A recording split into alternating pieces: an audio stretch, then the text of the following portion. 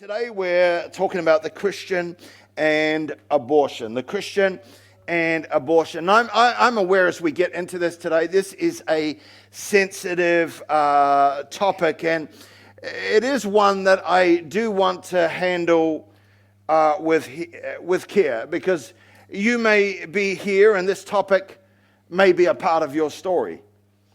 It may be a part of something that has affected your life from different ways, from family members, or maybe directly affected you yourself in some way or in some form. And so I do want to be sensitive if that is a part of your story. And also to say here today, this is not a finger-pointing session or a blame-pointing session. We've got to understand, if it is part of your story, we are redeemed through Jesus Christ. Come on, somebody. The blood of Jesus, and it's a part of our story. He takes our mess and makes it a message, and He can transform us and change things around in our lives. But like I say, this is not a finger-pointing session or a blame. We're not playing the blame game. This is really about help me understand. Help me understand. When we come to this area of abortion, there is a lot to understand, probably more than I can say in the 30 minutes of time that we have together. And I just want to say, this is I'm not going to be showing any gory pictures or anything like that. I just want us to think a little about this subject and I guess get a better understanding by the time we walk out of here to today. And so let's dive in, right? Let's dive in. You ready? Yeah. Okay, turn to the person next to you and say, toughen up. Come on, here we go. We've got to get ready. So we're talking about the Christian and abortion. I'm not talking about the world's opinion. Okay, they've got their opinion. I'm talking about you. If you're a Christian today, I'm talking about the Christian and our view, if you like. And again, some might have differing views in here. That's okay. I've got the mic, so I'm going to do and say what I think.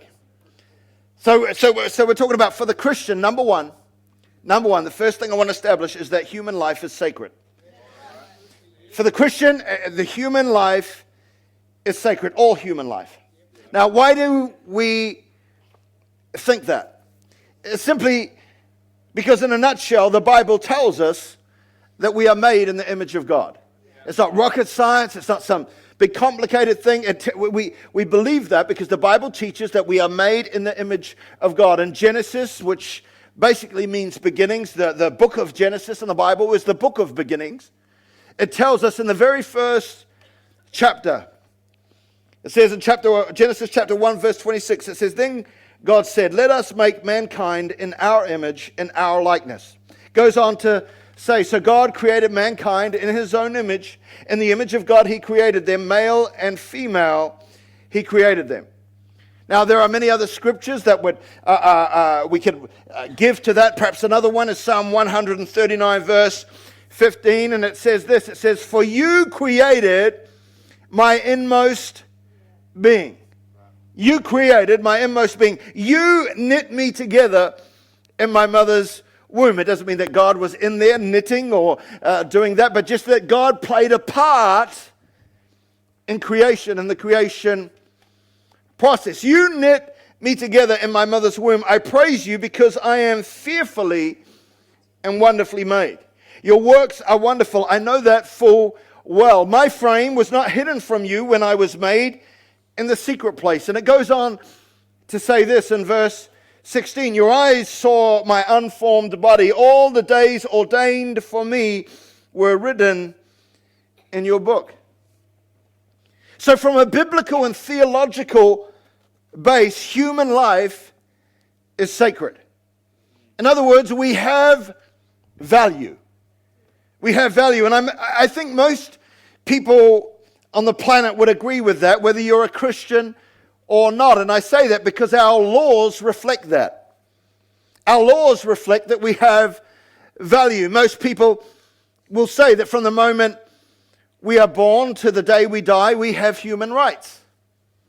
Because we have value, we have human rights. And so New Zealand lawmakers are working very hard to protect those human rights. We hear with shock and horror in New Zealand about child abuse and domestic violence and all those kind of things. And so the lawmakers are trying very hard to protect children and protect families from all those type of things. In fact, this week, going into Wellington, and we turned on the radio, we caught a bit of the news, and it talked about a 3-month-year-old baby that had passed away, and the death was suspicious, and so something had obviously gone on or happened there to cause that. And of course, the news reporter was in shock and horror. He was saying, "This is just terrible." And all of us, and the whole country would agree with that. You know, we all remember baby Kahu. We all remember those moments where a father would shake a child to death because he wants to get on the PlayStation, and the child. The nation looks with horror at those moments. There is such an outcry that people will say justice needs to be done, and so anything like that we treat it as murder, and they need to pay. Everyone agrees. It doesn't matter whether you're a Christian or not a Christian. Everyone says that person needs to pay. They need to go to prison. No one really disputes that. Pretty much everyone agrees that life has intrinsic value upon birth. Pretty much everyone agrees that. But what about before birth? After birth, human rights. Before birth, no human rights. After birth, human rights. Before birth, no. Well, what about before? What happens that gives the child human rights afterwards, before, but not before? Well, watch this video and it might give us some answers to that question if we can run that first clip. Human rights. You may think you've always had yours, but you would be wrong. So how did you get your human rights? From the magical birth canal, of course. Disclaimer. Birth canal is not the size of an actual birth canal. Just saying. Before the baby or fetus is born, it is not a human being. Clearly. But as it passes through the birth canal, something amazing happens that transforms it into a person with human rights. Observe. Not a person, not a person, not a person. Coming out the other end, a person! Human rights! Congratulations. You now have value. Can't say the same for this one. So what exactly happens in the birth canal that causes this magical transformation? No one knows. But popular scientific theories include fairies, aliens, or of course, a mini Big Bang. I think it's fairies. No human rights? Human rights. No human rights? Human rights. Makes sense. Thanks, magical birth canal. Science, logic, magic, human rights. What if it's a C-section?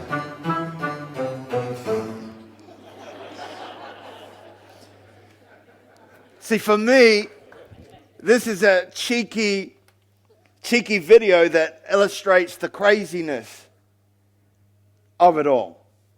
That video is made in Canada where there is no abortion law, no law at all, which means you can have an abortion right up to the moment of birth. In Canada, you can do a partial birth abortion where as long as the fetus has its head in the magical birth canal, they can perform an abortion, even if the rest of the baby is out. If the baby's head comes out, it's a homicide. If the head is in, it's an abortion. And the head is in, no human rights. The head is out, human rights. That video demonstrates the craziness of it all. And so what we are discussing today involves only the first 9 months of a baby's life. After birth, the baby, we know, is protected, as we all are. And I say baby because that's what it is. It's a baby. Number one, human life is sacred. Number two, it's a baby. It's a baby. Gia and Jeremy are pregnant, and we're all excited about that. But when they came and told us, they did not rush into the room and go, "Hey, guess what? We're having a fetus." They said, "We're having a baby." See, it's only a fetus if you don't want it. It's only a fetus if you don't want it. I looked on to the New Zealand Abortion Services website as I was doing research for this, and I found it was not a shock, it was not a surprise, but it just confirmed what I would already think, that there was no mention of the word baby. It says, when it talked about the procedure, it says, this is what we'll do. We'll remove the contents of the uterus, the fetus, the placenta. Another term they used is we will remove the pregnancy tissue. It's just tissue. We will remove the pregnancy tissue, or it's a termination of pregnancy. You know, you got that blue line on that little test you did. We can remove the blue line. We can sort that out for you. In fact, the way they describe the whole procedure is they say this, and this is just taken directly from the website. You will feel it as a short-lasting, unpleasant sensation like local anesthetic used by the dentist. The inference being is it's just like pulling a tooth out. It's just a simple medical procedure. And of course, I know why we won't use the word baby, because the last thing you want to do is for people to get the crazy idea that they're actually hurting another human being, right? Because that's not nice. And so the last thing you would want them to do is to think that it's actually a baby, because if it is a baby, we have to ask the question, should we be killing it? People say it's a fetus. Well, the Latin root for the word fetus actually means little one.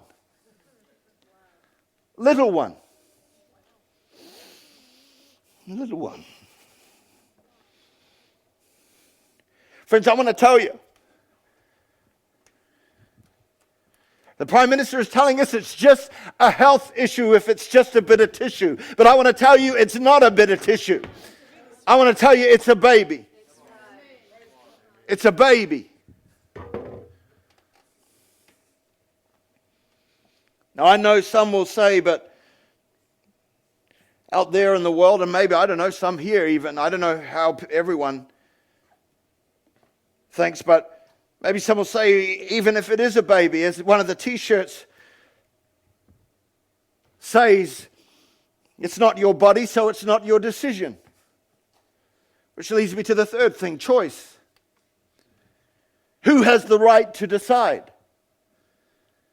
Advocates of abortion will say and do say, keep your rosaries off my ovaries. Keep your theology off my biology. Keep your politics out of my uterus. After all, and especially to someone like me, you're a man, you have no say in this plan. But does that make sense, really?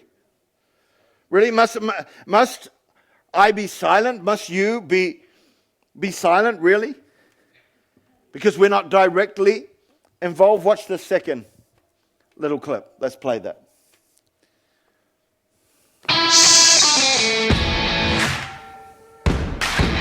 This is Jonathan.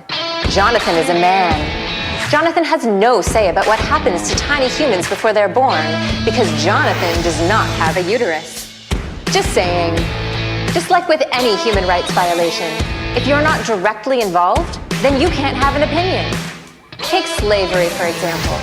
Are you a slave, Jonathan? Are you a slave owner? Do you think slavery is wrong? You can't have an opinion. So, obviously, when it comes to the treatment of tiny humans in the womb, unless you have a uterus, or you're a tiny human living in a uterus, you can't have an opinion. I know. Makes sense, right? This works out well because tiny humans in the womb can't voice their opinions. They'll figure it out. If you don't have one of these bad boys, or girls, when it comes to killing tiny humans before they're born,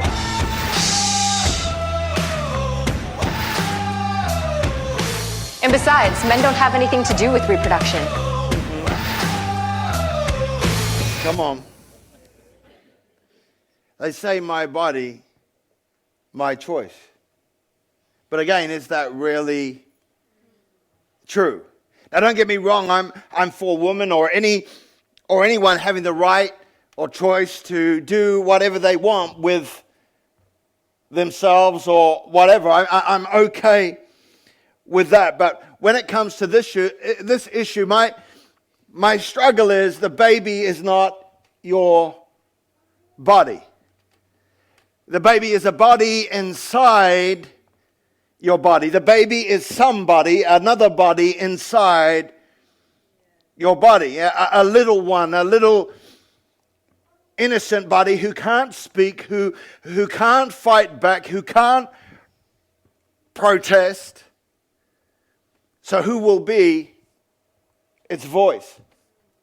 Who will speak out? I saw this cartoon. If you could just put that cartoon or that picture up that we have there, just the fact that the baby can't speak. It's like, help. Who will speak up for me? Who will shout out? I can't shout. Who will shout for me? My body, my choice?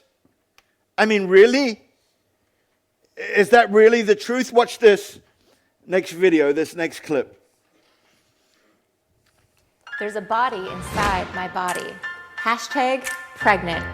I think that now is the perfect time to address my body, my choice.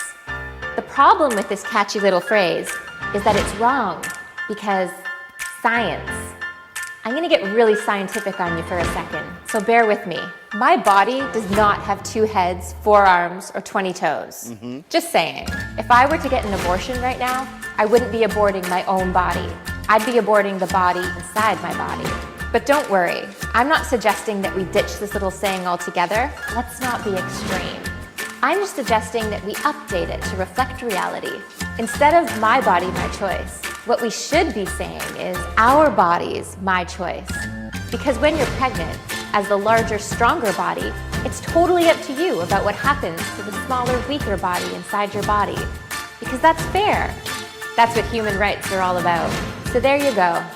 Our bodies, my choice. It might not sound as nice, but at least it's accurate.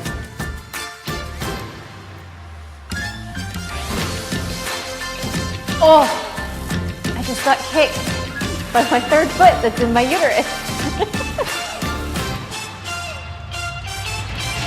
If it's really a baby, if it really is a baby, is it right or is it moral? Some people will say, of course, that it's legal. It's legal. I mean, what's the problem? It's legal, but so was slavery. So was segregation. So was apartheid. There's been many things throughout history that are legal. I just want to tell you, just because something is legal, it doesn't make it right. So if it's a baby, is it moral to end its life? Is that the right thing to do? Should we be doing that? Is it only about the woman's right? Is it only her decision? Should other people have the privilege of being involved in that process? Because friends, just because something is legal, and like I say, in the time that we have today, I'm not showing you the grim realities of abortion. I'm not showing horrible pictures. You can YouTube yourself for all you want and find out all the information about what actually happens, the terrible stuff that happens during the course of an abortion. That's not what this is about. This is basically establishing for you to help you think, if it's a baby, should we be killing it? Is it moral? Is it the right thing to do? Well, it's legal. Well, just because something is legal doesn't make it right. Think about it. Let's watch this clip. It'll help us process that from Dennis Prager, if we can play that clip. Let's talk about one of the most emotionally charged subjects there is, abortion, but in an unemotional way. Also, let's not touch on the question that most preoccupies discussion of the subject, whether abortion should be legal or illegal. The only question here is the moral one. Is ending the life of a human fetus moral? Let's begin with this question. Does the human fetus have any value and any rights? Now, it's a scientific fact that a human fetus is human life. Those who argue that the human fetus has no rights say that a fetus is not a person. But even if you believe that, it doesn't mean the fetus has no intrinsic value or no rights. There are many living beings that are not persons that have both value and rights. Dogs and other animals, for example. And that's moral argument number one. A living being doesn't have to be a person in order to have intrinsic moral value and rights. When challenged with this argument, people usually change the subject to the rights of the mother, meaning the right of a mother to end her fetus's life under any circumstance, for any reason, and at any time in her pregnancy. Is that moral? It is only if we believe that the human fetus has no intrinsic worth. But in most cases, nearly everyone believes that the human fetus has essentially infinite worth and an almost absolute right to live. When? When a pregnant woman wants to give birth. Then society and its laws regard the fetus as so valuable that if someone were to kill that fetus, that person could be prosecuted for homicide. Only if a pregnant woman doesn't want to give birth do many people regard the fetus as worthless. Now, does that make sense? It doesn't seem to. Either a human fetus has worth or it doesn't. And this is moral argument number two. On what moral grounds does the mother alone decide a fetus's worth? We certainly don't do that with regard to a newborn child. It is society, not the mother or the father, that determines whether a newborn child has worth and a right to live. So the question is, why should that be different before the human being is born? Why does one person, a mother, get to determine whether that being has any right to live? People respond by saying that a woman has the right to control her body. Now, that is entirely correct. The problem here, however, is that the fetus is not her body. It is in her body. It is a separate body. And that's moral argument number three. No one ever asks a pregnant woman, "How's your body?" when asking about the fetus. People ask, "How's the baby?" Moral argument number four. Virtually everyone agrees that the moment the baby comes out of the womb, killing the baby is murder. But deliberately killing it a few months before birth is considered no more morally problematic than extracting a tooth. How does that make sense? And finally, moral argument number five. Aren't there instances in which just about everyone, even among those who are pro-choice, would acknowledge that an abortion might not be moral? For example, would it be moral to abort a female fetus solely because the mother prefers boys to girls, as has happened millions of times in China and elsewhere? And one more example. Let's say science develops a method of determining whether a child in the womb is gay or straight. Would it be moral to kill a gay fetus because the mother didn't want a gay child? People may offer practical reasons not to criminalize all abortions. People may differ about when personhood begins and about the morality of abortion after rape or incest. But with regard to the vast majority of abortions, those of healthy women aborting a healthy fetus, let's be clear. Most of these abortions just aren't moral. Good societies can survive people doing immoral things. But a good society cannot survive if it calls immoral things moral. I'm Dennis Prager. Makes you think. I know there might be some will say, what about the dilemma of somebody being raped and becoming pregnant? And I'd encourage you to go to that website, Choice for Two, that we show those shorter videos on, and look for the story of Louise, who faced that exact same situation, was raped and became pregnant and decided to keep the baby. It's a powerful, we didn't have time to show it in this 30 minutes that we have, but I'd encourage you to do that and go and hear her story, how her choice to keep the child has ended up for her being a blessing. And I can't, speak for every situation because we don't know, but as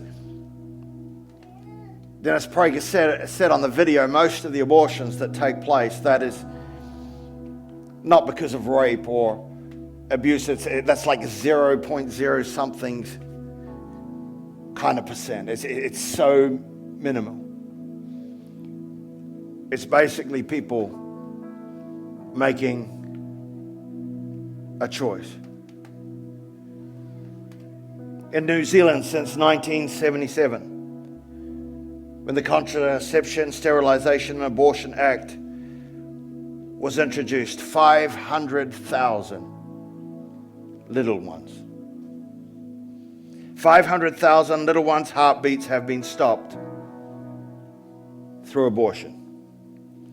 In the United States, since abortion was legalized in 1973, since then 55 million little ones' hearts have been snuffed out.